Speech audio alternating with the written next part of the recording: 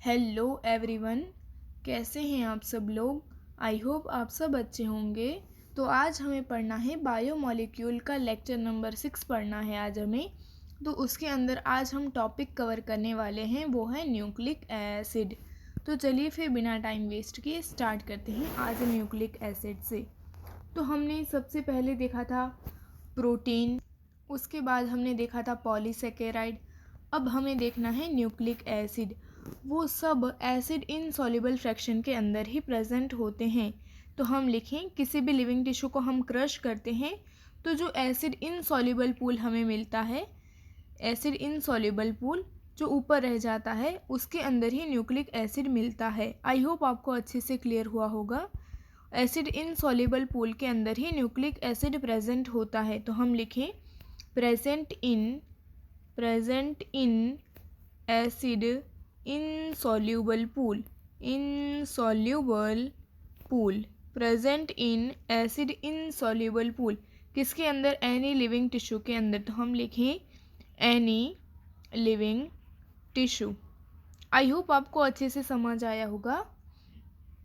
उसके बाद हमें लिखना है जो न्यूक्लिक एसिड होते हैं वो उसके अंदर एसिड प्रेजेंट होता है। वो कौन सा एसिड होता है, फॉस्फोरिक एसिड। तो हम लिखें फॉस्फोरिक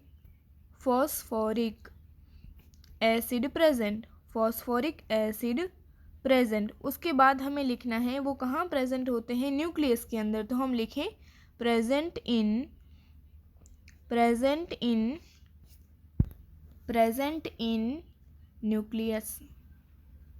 न्यूक्लियस के अंदर न्यूक्लिक एसिड प्रेजेंट होते हैं। उसके अंदर फॉस्फोरिक एसिड प्रेजेंट होता है, इसीलिए हम न्यूक्लिक एसिड कहते हैं, क्योंकि उसके अंदर फॉस्फोरिक एसिड प्रेजेंट होता है। उसके बाद हमें लिखना है, हम न्यूक्लिक एसिड किसे कहते हैं, जो डीएनए और आरएनए होते हैं ना, उसे ही हम न्यूक्लिक एसिड कहते हैं। तो हम लिखें आरएनए या डीएनए को हम क्या कहते हैं, न्यूक्लिक एसिड। डीएनए और आरएनए के अंदर क्या होता है, वो जीनेटिक मटेरियल है, जीनेटिक मटेरियल। आई होप आपको अच्छे से समझ आया होगा। उसके बाद हमें लिखना है जो न्यूक्लिक एसिड होते हैं वो पॉलीन्यूक्लियोटाइड होते हैं। पॉलीन्यूक्लियोटाइड होते हैं। पॉलीन्यूक्लियोटाइड का मतलब होता है बहुत सारे न्यूक्लियोटाइड प्रेजेंट होते हैं। न्यूक्लियोटाइड मिलकर क्या बनता है, पॉलीन्यूक्लियोटाइड। आई होप आपको अच्छे से समझ आया होगा। अब हम न्यूक्लियोटाइड भी पढ़ेंगे आगे। तो उसके बाद हमें लिखना है जो न्यूक्लियोटाइड होते हैं उसके अंदर 3 कंपाउंड होते हैं। तो हम लिखें अ न्यूक्लियोटाइड हैज़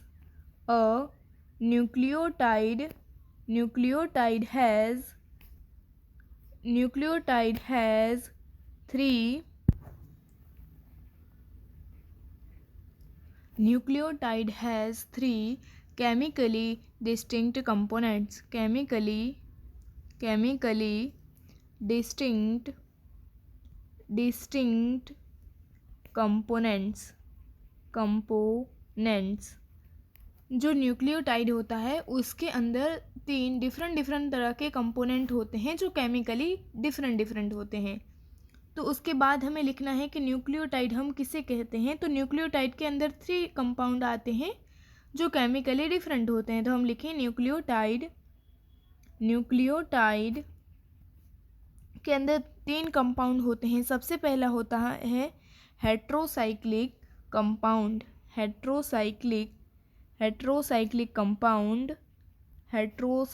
कंपाउंड। उसके बाद हमें लिखना है मोनोसेकेराइड।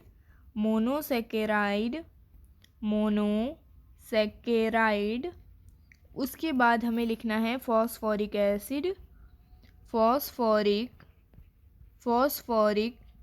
एसिड या फिर हम लिख सकते हैं फॉस्फेट। क्या लिख सकते हैं, फॉस्फेट। आई होप आपको अच्छे से क्लियर हुआ होगा।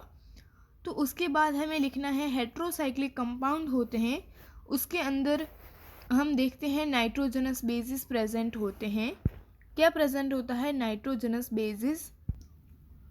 जो नाइट्रोजनस बेसिस होते हैं उसके नेम हैं जैसे adenine, guanine, cytosine, uracil, thymine etcetera.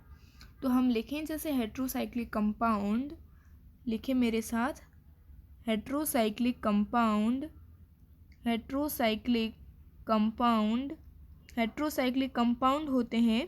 यहाँ पे हमने लिखा है जो न्यूक्लियोटाइड है वो 3 तरह के कंपाउंड होते हैं, उसमें सबसे पहला हमने लिखा हेट्रोसाइक्लिक कंपाउंड। तो अब हमें हेट्रोसाइक्लिक कंपाउंड के नेम ही लिखने हैं, तो चलिए हम लिखते हैं उसके नेम।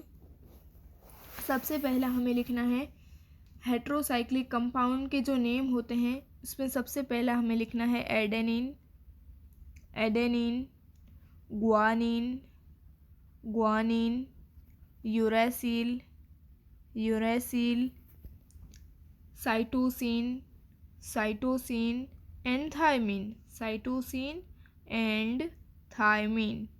आई होप आपको अच्छे से क्लियर हुआ होगा। हम उनके स्ट्रक्चर देखने वाले हैं। हेट्रोसाइक्लिक कंपाउंड के अंदर हमें देखना है adenine, guanine, uracil, cytosine and thymine. उसके बाद हम यहाँ पे थोड़ा सा फॉस्फोरिक एसिड लिखा है ना हमने, यहाँ पे आप देख सकते हो यहाँ पे फॉस्फोरिक एसिड। तो हम उसका स्ट्रक्चर ड्रॉ कर देते हैं यहाँ पे। तो सबसे पहले हमें लेना है फॉस्फेट, उसके बाद OH, OH, OH और double bond O।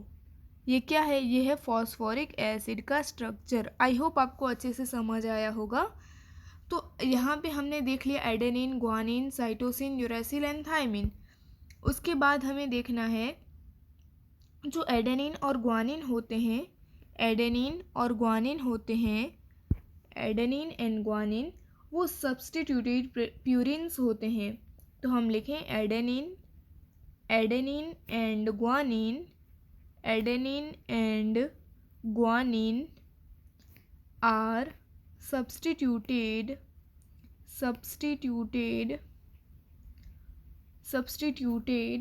Purines. Purines जो एडेनिन और ग्वानिन होते हैं वो प्यूरिन्स होते हैं, जिसका मतलब होता है उनके अंदर 2 रिंग प्रेजेंट होते हैं। उसके बाद हमें लिखना है यूरेसिल, साइटोसिन एंड थायमीन। तो हम लिखें uracil, uracil, cytosine, cytosine and thymine, uracil, cytosine and thymine are substituted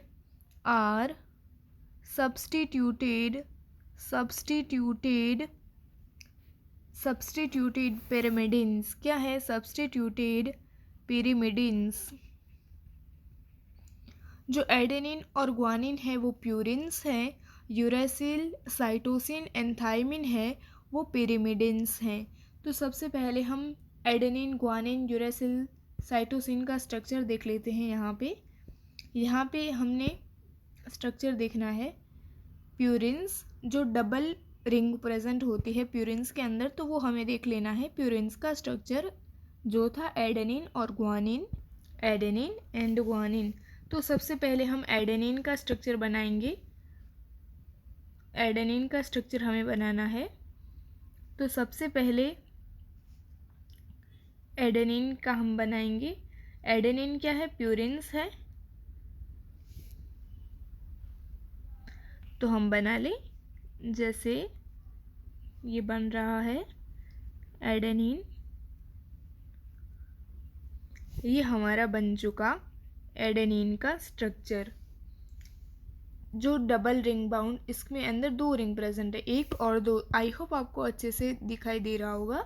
यहाँ पे 2 रिंग प्रेजेंट हैं और इसका नाम है एडेनिन। इसका नाम क्या है? Adenine, adenine. उसके बाद हमें देखना है ग्वानिन। ग्वानिन भी प्यूरिन्स है, उसके अंदर भी 2 रिंग प्रेजेंट होते हैं, तो हम अच्छे से बना लें।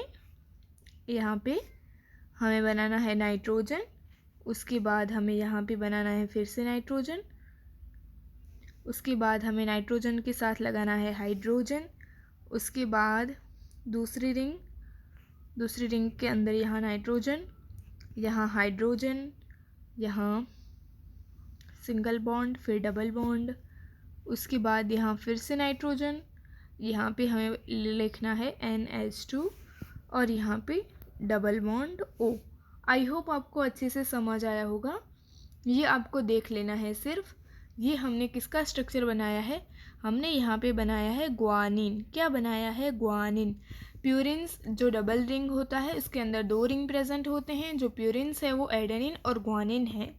उसके बाद हमें बनाना है पिरिमिडिन्स जो सिंगल रिंग, जिसके अंदर सिंगल रिंग ही प्रेजेंट होता है। तो हम सबसे पहले पिरिमिडिन्स के अंदर हम बनाने वाले हैं थायमीन। तो हम बना ले थायमीन, यहाँ नाइट्रोजन उसके साथ हाइड्रोजन, फिर यहाँ पे फिर से नाइट्रोजन उसके साथ हाइड्रोजन, यहाँ पे फिर से डबल बॉन्ड ऑक्सीजन।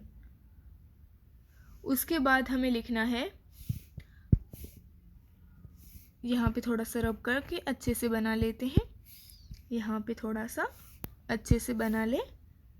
यहाँ पे नाइट्रोजन और यहाँ पे नाइट्रोजन के साथ हाइड्रोजन अटैच है, यहाँ डबल बॉन्ड ऑक्सीजन, यहाँ नाइट्रोजन उसके साथ hydrogen, double bond oxygen, nitrogen hydrogen, double bond oxygen, और यहाँ पे हमें लिखना है methyl group CH3।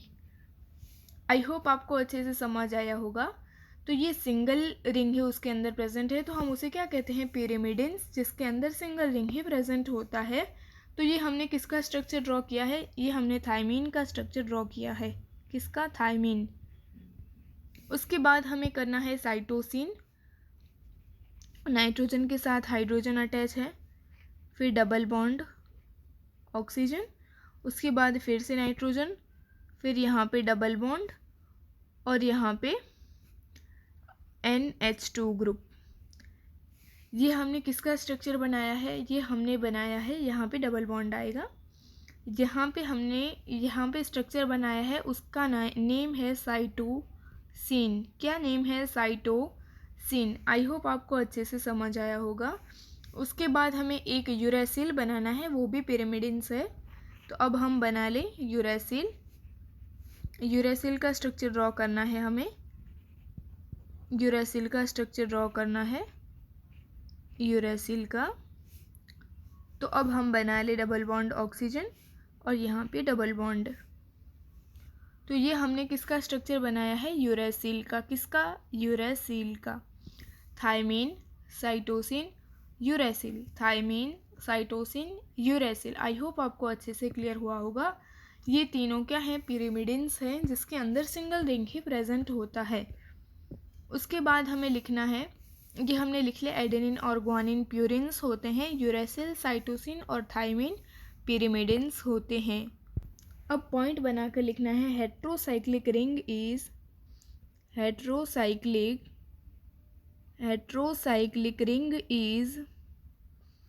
heterocyclic ring is called purine and pyrimidine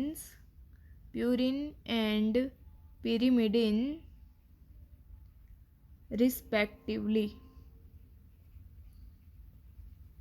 adenine और ग्वानिन प्यूरिन है, यूरेसिल, साइटोसिन और थायमीन पिरिमिडिन है। एडेनिन और ग्वानिन प्यूरिन है, जबकि यूरेसिल, साइटोसिन और थायमीन पिरिमिडिन्स हैं। उसके बाद हमें नेक्स्ट पॉइंट बनाकर लिखना है, जो शुगर होता है, हमने न्यूक्लियोटाइड के अंदर हमने 3 कंपाउंड देखे थे। हेट्रोसाइक्लिक कंपाउंड हमने देख लिया, वो प्यूरिन भी हो सकते हैं, पिरिमिडिन भी हो सकते हैं। प्यूरिन होते हैं उसके अंदर डबल रिंग प्रेजेंट होता है, पिरिमिडिन के अंदर सिंगल रिंग ही प्रेजेंट होता है। हेट्रोसाइक्लिक कंपाउंड देख लेने के बाद अब हमें देखना है मोनोसैकेराइड। तो पॉइंट बनाकर लिखना है, the sugar found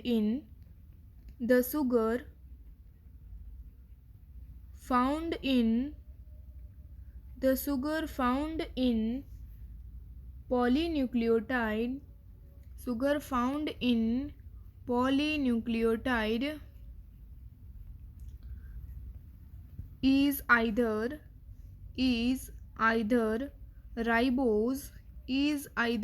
ribose a monosaccharide. Ribose क्या है, मोनोसेकेराइड है, एक तरह का मोनोसेकेराइड ही है। तो हम लिखें अ मोनोसेकेराइड मोनोसैकेराइड, पेंटोज, और दूसरा कौन सा हो सकता है, 2-डीऑक्सी मोनोसैकेराइड। जो मोनोसैकेराइड है वो राइबोज भी हो सकता है या डीऑक्सीराइबोज भी हो सकता है। जो मोनोसैकेराइड है वो राइबोज भी हो सकता है या 2-डीऑक्सीराइबोज भी हो सकता है। नेक्स्ट पॉइंट बनाकर लिखना है, जो न्यूक्लिक एसिड होता है, न्यूक्लिक एसिड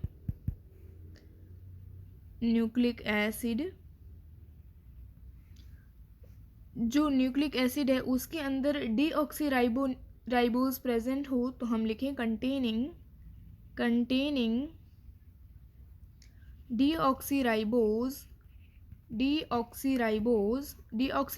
प्रेजेंट हो तो हम उसे क्या कहते हैं, हम उसे कहते हैं डीऑक्सीराइबो न्यूक्लिक एसिड। हम क्या कहते हैं, डीऑक्सीराइबो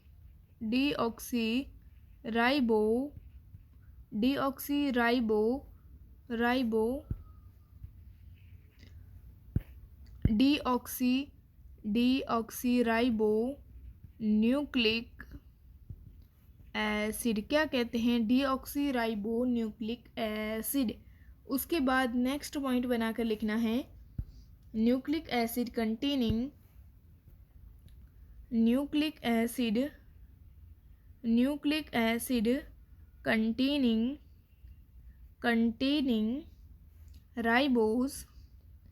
राइबोज इज कॉल्ड। अगर राइबोज शुगर प्रेजेंट हो तो हम उसे क्या कहते हैं, राइबो न्यूक्लिक एसिड। क्या कहते हैं, राइबो न्यूक्लिक एसिड, जिसे हम RNA कहते हैं। राइबो न्यूक्लिक एसिड जिसे हम RNA कहते हैं, और डीऑक्सीराइबो न्यूक्लिक एसिड को हम DNA कहते हैं। अगर शुगर डीऑक्सीराइबो प्रेजेंट है तो हम उसे DNA यानी कि डीऑक्सीराइबो न्यूक्लिक एसिड कहते हैं। अगर शुगर राइबोज प्रेजेंट है तो हम उसे कहते हैं ribo nucleic acid, that is RNA। अब हम एक बार रिवाइज कर लेते हैं इस स्लाइड को। सबसे पहले हमने देखा था जो शुगर है वो पॉलीन्यूक्लियोटाइड के अंदर राइबोज प्रेजेंट होता है या 2-डीऑक्सीराइबोज प्रेजेंट होता है शुगर। जो न्यूक्लिक एसिड है उसके अंदर कंटेनिंग डीऑक्सीराइबोज, अगर शुगर डीऑक्सीराइबोज प्रेजेंट हो तो डीऑक्सीराइबो न्यूक्लिक एसिड DNA बनता है, और न्यूक्लिक एसिड के अंदर राइबोज शुगर प्रेजेंट हो तो राइबो न्यूक्लिक एसिड बनता है। अब हम शुगर का स्ट्रक्चर देख लेते हैं यहाँ पे। अब हमें देखना है राइबोज का स्ट्रक्चर और 2-डीऑक्सीराइबोज का स्ट्रक्चर देखना है, तो हम बना लें, यहाँ पे बना लेते हैं। यहाँ पे हमें बनाना है राइबोज कहाँ प्रेजेंट होता है, RNA के अंदर, तो हमें लिखें फाउंड इन RNA। कहाँ प्रेजेंट होता है, RNA के अंदर प्रेजेंट होता है। उसके बाद हमें राइबोज का स्ट्रक्चर बनाना है, तो यहाँ पे ऑक्सीजन, यहाँ पे 5 कार्बन प्रेजेंट होते हैं, तो यहाँ पे हमें लिखना है OH और यहाँ पे लिखना है H। उसके बाद हमें लिखना है OH, उसके बाद लिखना है OH, उसके बाद हमें लिखना है CH2OH। अब हम कार्बन को काउंट कर लेते हैं, फर्स्ट, सेकंड, थर्ड, फोर्थ और फिफ्थ। राइबोज के अंदर 5 कार्बन प्रेजेंट होते हैं। जो हमने यहाँ पे स्ट्रक्चर बनाया है वो कौन सा है, बीटा राइबोज। कौन सा स्ट्रक्चर है, बीटा राइबोज। किसका स्ट्रक्चर है, बीटा राइबोज का स्ट्रक्चर बनाया है। आई होप आपको अच्छे से क्लियर हुआ होगा। यहाँ पे 5 कार्बन प्रेजेंट हैं और हमने राइबोज का स्ट्रक्चर बनाया है, राइबोज जो मोनोसैकेराइड है। राइबोज क्या है? मोनोसैकेराइड। अब हमें बनाना है 2-डीऑक्सी-राइबोज का स्ट्रक्चर, तो हम बनाएं यहाँ पे 2-डीऑक्सी-राइबोज का स्ट्रक्चर। जो डीऑक्सी-राइबोज शुगर होता है वो किसके अंदर प्रेजेंट होता है? डीएनए के अंदर। तो हम लिखें found in DNA, found in DNA. कहाँ प्रेजेंट होता है? डीएनए के अंदर प्रेजेंट होता है। तो हम बना लें सबसे पहले यहाँ पे ऑक्सीजन, ये भी इसके अंदर भी 5 कार्बन प्रेजेंट होते हैं। अच्छे से बना ले थोड़ा सा। सबसे पहले यहाँ पे ऑक्सीजन बनाया, उसके बाद हमें ऐसे बनाना है, यहाँ first carbon, second, third, fourth और फिफ्थ ऊपर आ जाएगा। तो यहाँ पे हमने लिखना है OH, H, यहाँ दोनों एंड HH लिखना है। इसके बाद यहाँ पे हमें लिखना है H, OH और यहाँ पे हमें लिखना है H, CH2OH। कार्बन काउंट कर लें हम, जैसे first, second, third, fourth and fifth. 5 carbon की शुगर है जिसका नाम है β2-डीऑक्सीराइबोज। क्या नाम है इसका? β2-डीऑक्सीराइबोज, β2-डीऑक्सीराइबोज। तो जो 2-डीऑक्सीराइबोज शुगर है वो डीएनए के अंदर प्रेजेंट होता है। तो हमने यहाँ पे बनाया है, उसके अंदर भी 5 कार्बन प्रेजेंट होते हैं। यहाँ पे हम लिख लें 2-डीऑक्सीराइबोज। 2-डीऑक्सीराइबोज डीएनए के अंदर प्रेजेंट होता है। यहाँ पे हमने बनाया आरएनए का। आरएनए के अंदर जो शुगर प्रेजेंट होती है वो राइबोज होती है। तो हमने यहाँ पे बीटा राइबोज का स्ट्रक्चर बनाया है। आई होप आपको अच्छे से क्लियर हुआ होगा। तो अब हमें देखना है, हमने यहाँ तक राइबोन्यूक्लिक एसिड, राइबोज प्रेजेंट होता है तो हम उसे राइबोन्यूक्लिक एसिड यानी आरएनए कहते हैं। यहाँ तक हमने देख लिया है। अब हमें देखना है न्यूक्लियोटाइड का स्ट्रक्चर देखना है। तो उससे पहले थोड़े से 2 पॉइंट हम लिख लें यहाँ पे। यूरेसिल इज प्रेजेंट, मेरे साथ लिखें, uracil is present only in RNA. जो यूरेसिल होता है वो डीएनए के अंदर प्रेजेंट नहीं होता है। यूरेसिल सिर्फ और सिर्फ आरएनए के अंदर प्रेजेंट होता है। उसके बाद हमें लिखना है जो थायमीन होता है, thymine is only found in DNA. जो यूरेसिल होता है वो सिर्फ और सिर्फ आरएनए के अंदर प्रेजेंट होता है, जबकि जो थायमीन होता है वो सिर्फ और सिर्फ डीएनए के अंदर प्रेजेंट होता है। थायमीन आरएनए के अंदर नहीं होता है प्रेजेंट, और जो यूरेसिल होता है वो डीएनए के अंदर प्रेजेंट नहीं होता है। आई होप आपको ये 2 पॉइंट अच्छे से लर्न करने हैं। तो अब हम बना लेते हैं न्यूक्लियोटाइड का स्ट्रक्चर यहाँ पे। अब यहाँ पे हम न्यूक्लियोटाइड का स्ट्रक्चर बना लेते हैं। न्यूक्लियोटाइड के अंदर हमने देखा था हेट्रोसाइक्लिक कंपाउंड, उसके बाद हमने देखा था मोनोसैकेराइड,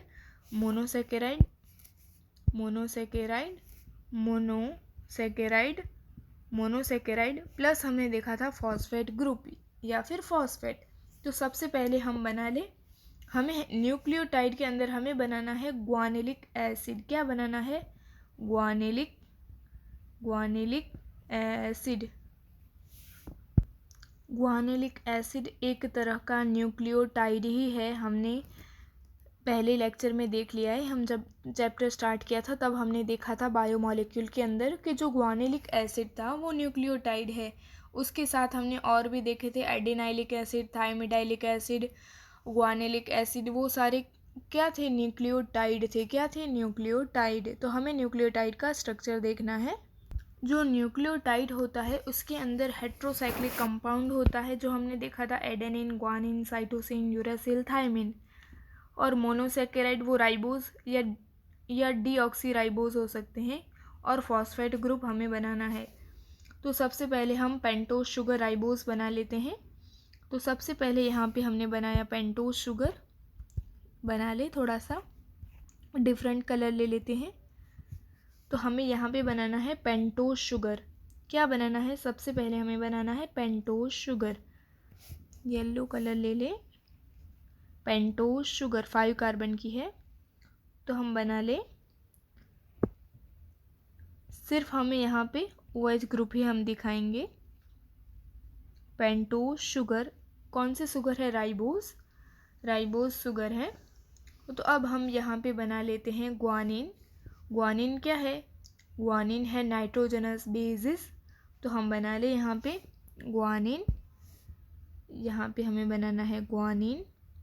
यहाँ हमने बनाया नाइट्रोजन, यहाँ नाइट्रोजन। उसके बाद हमें बनाना है ग्वानिन है, तो ग्वानिन क्या है? ग्वानिन है प्यूरिन्स। तो प्यूरिन्स के अंदर 2 रिंग प्रेजेंट होते हैं, तो दूसरा रिंग भी बना ले। NH डबल बॉन्ड नाइट्रोजन, यहाँ पे सिंगल बॉन्ड, और यहाँ पे आएगा NH2, यहाँ पे डबल बॉन्ड ऑक्सीजन। ये हमने क्या बनाया है? ये हमने बनाया है ग्वानिन। क्या बनाया है? ग्वानिन। यहाँ पे डबल बॉन्ड है, आई होप आपको अब विजिबल होगा। तो यहाँ पे हमने क्या बनाया है? ग्वानिन।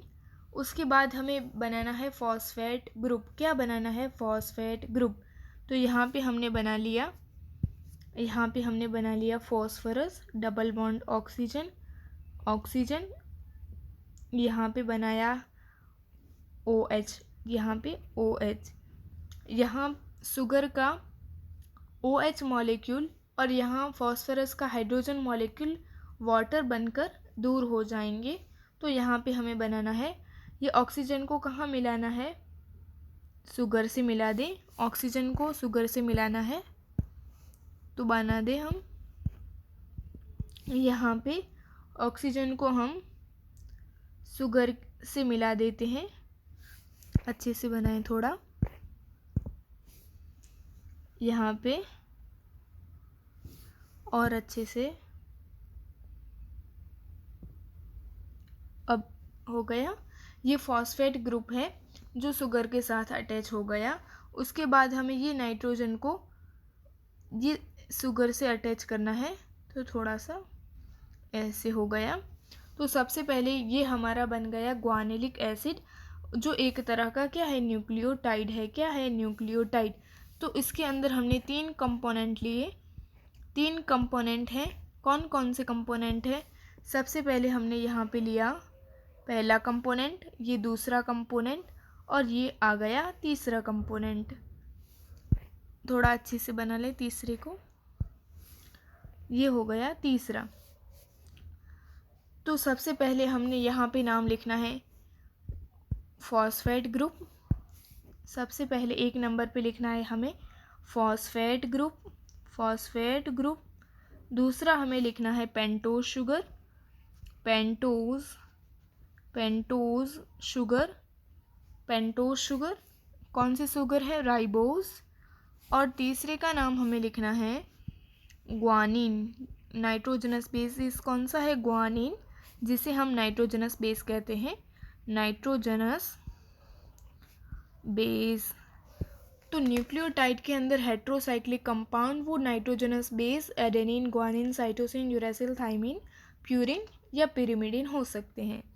उसके बाद हमने देखना है मोनोसेकेराइड, वो राइबोस या डीऑक्सीराइबोस हो सकते हैं। और हमने देखना है फॉस्फेट ग्रुप। तो सबसे पहले हेट्रोसाइक्लिक कंपाउंड तो नाइट्रोजनस बेसिस देख लिया। उसके बाद हमें देखना है मोनोसेकेराइड, पेंटोज शुगर, राइबोस देख लिया। और फॉस्फेट ग्रुप देखना है, तो हमने यहाँ पे फॉस्फेट ग्रुप भी देख लिया। तो ये हमने न्यूक्लियोटाइड का पूरा स्ट्रक्चर देख लिया। जब न्यूक्लियोटाइड न्यूक्लियोटाइड न्यूक्लियोटाइड आपस में जॉइंट हो जाते हैं, आपस में कंबाइन हो जाते हैं, तो न्यूक्लिक एसिड बनता है। आई होप आपको अच्छे से समझ आया होगा। Nucleotide nucleotide nucleotide nucleotide nucleotide nucleotide ऐसे कंबाइन होते हैं तो क्या बनता है? न्यूक्लिक एसिड, न्यूक्लिक एसिड बनता है। आई होप आपको अच्छे से समझ आया होगा। तो अब हम न्यूक्लिक एसिड की NCERT रीड करें, उससे पहले थोड़ा सा जो हमने लेक्चर नंबर 5 के अंदर देखा था, कि हमने देखा था कि ग्लूकोज से मिलकर स्टार्च बनता है और स्टार्च से मिलकर सेल्यूलोज बनता है। तो यहाँ पे हमारा थोड़ा सा मिस्टेक हो गया था, तो उसके लिए हम क्षमा चाहेंगे। तो जो स्टार्च होता है वो कैसा स्ट्रक्चर होता है? Starch is a branched polymer. जो स्टार्च होता है वो ब्रांच होता है, जबकि सेल्यूलोज होता है वो लीनियर पॉलीमर होता है। स्टार्च और सेल्यूलोज दोनों पॉलीमर है। जो स्टार्च है वो ब्रांच पॉलीमर है, जबकि सेल्यूलोज है वो लीनियर पॉलीमर है। स्टार्च के मिलने से सेल्यूलोज नहीं बनता है। थोड़ा सा मिस्टेक हो गया था, उसके लिए क्षमा चाहेंगे। जो स्टार्च होता है और सेल्यूलोज होता है वो दोनों ग्लूकोज मॉलिक्यूल से ही बनते हैं। थोड़ा सा मैंने वहाँ ये बता दिया स्टार्च से मिलने से सेल्यूलोज बनता है, तो वो थोड़ा सा गलत है। स्टार्च और सेल्यूलोज बनने के लिए जो मॉलिक्यूल है वो ग्लूकोज का मॉलिक्यूल ही है, उससे ही स्टार्च और सेल्यूलोज बनते हैं। जो स्टार्च होता है वो ब्रांच्ड होता है, जबकि सेल्यूलोज होता है वो लीनियर होता है। जो सेल्यूलोज होता है वो लीनियर होता है, जो स्टार्च होता है वो ब्रांच होता है। यहाँ पे अमाइलोज ये हेलिकल स्ट्रक्चर फॉर्म करता है, अमाइलोपेक्टिन ये उसके अंदर ब्रांच प्रेजेंट है। आई होप आपको विजिबल होगा। जबकि सेल्यूलोज है वो लीनियर स्ट्रक्चर है, उसके अंदर कोई भी ब्रांच वगैरह प्रेजेंट नहीं होते हैं। आई होप आपको अच्छे से क्लियर हुआ होगा। जो स्टार्च होता है वो ब्रांच होता है, तो यहाँ पे हमने देखा अमाइलोज वो हेलिकल स्ट्रक्चर फॉर्म करता है, तो उसके अंदर आयोडीन मॉलिक्यूल बाइंड हो सकता है, और जो स्टार्च होता है वो आयोडीन मॉलिक्यूल के साथ ब्लू कलर देता है। जबकि सेल्यूलोज वो लीनियर स्ट्रक्चर होता है, तो वो आयोडीन मॉलिक्यूल को होल्ड नहीं कर पाता है। जो हमने बताया था स्टार्च से मिलने से सेल्यूलोज बनता है वो गलत है। स्टार्च के मिलने से सेल्यूलोज नहीं बनता है। जो स्टार्च होता है और सेल्यूलोज होता है वो ग्लूकोज मॉलिक्यूल से ही बनते हैं। आई होप ये आपको इन्फॉर्मेशन अच्छे से क्लियर हुआ होगा। तो अब हम न्यूक्लिक एसिड वाला पार्ट अच्छे से एनसीईआरटी रीड कर लेते हैं। तो एनसीईआरटी रीड कर लें न्यूक्लिक एसिड की।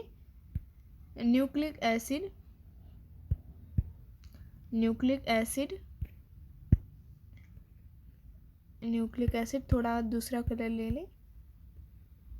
The other type of macromolecule that one would find in the acid insoluble fraction of any living tissue is the nucleic acid.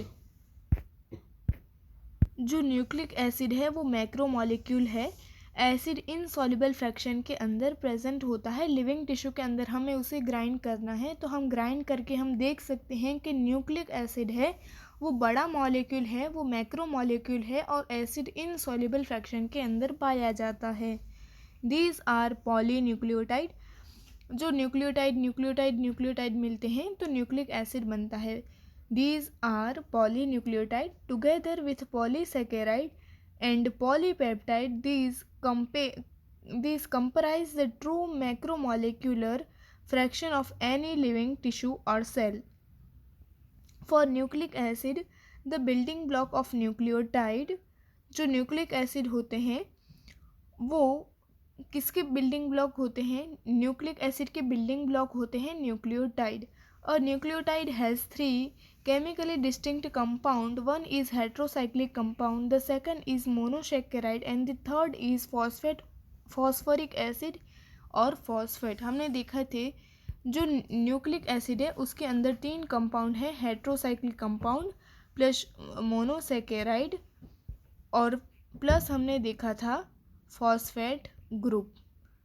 I hope आपको अच्छे से क्लियर हुआ होगा। अब हमें देखना है दूसरा paragraph. As you notice in figure 9.1 figure के अंदर दिया हुआ है heterocyclic compound adenine, guanine, cytosine, uracil, thymine. 9.1 figure के अंदर एनसीईआरटी के अंदर दिया हुआ है acids are the nitrogenous bases adenine, guanine, uracil, cytosine and thymine. Adenine and guanine are substituted purines while rest are substituted pyrimidines. जो adenine और guanine है वो प्यूरिन्स हैं, उसके अंदर 2 रिंग प्रेजेंट होते हैं, प्यूरिन के अंदर 2 रिंग प्रेजेंट होते हैं, जबकि पिरिमिडिन्स होते हैं उसके अंदर एक ही रिंग प्रेजेंट होता है। पिरिमिडिन्स कौन से हैं? एडेनिन और ग्वानिन को छोड़ देना है, उसके अलावा सारे पिरिमिडिन्स हैं। साइटोसिन, यूरैसिल और थाइमिन पिरिमिडिन है। The skeletal heterocyclic ring is called as purine and pyrimidine respectively. The sugar found in polynucleotide is either ribose, monosaccharide, pentose और 2-deoxyribose। शुगर होती है वो राइबोस या 2-deoxyribose हो सकती है। A nucleic acid containing deoxyribose is called deoxyribonucleic acid DNA। जो deoxyribonucleic acid होता है उसके अंदर 2-deoxyribose प्रेजेंट होता है, जबकि that which contain ribose is called ribonucleic acid। जो राइबोस शुगर जिसके अंदर प्रेजेंट होता है उसे हम क्या कहते हैं? Ribonucleic acid. आरएनए के अंदर राइबोस शुगर प्रेजेंट होता है। आरएनए के अंदर कौन सा शुगर प्रेजेंट होता है? आरएनए के अंदर राइबोस प्रेजेंट होता है, और जबकि डीएनए के अंदर डीऑक्सीराइबोस प्रेजेंट होता है। डीऑक्सीराइबोस। आई होप आपको अच्छे से समझ आया होगा। तो यहाँ पे हमारा न्यूक्लिक एसिड वाला पोर्शन ख़त्म होता है। तो इस लेक्चर से अकॉर्डिंग आपको कोई भी डाउट हो, कोई भी क्वेरी हो तो आप मुझे कमेंट में बता सकते हैं। तो फिर नेक्स्ट लेक्चर में मिलेंगे। Thank you.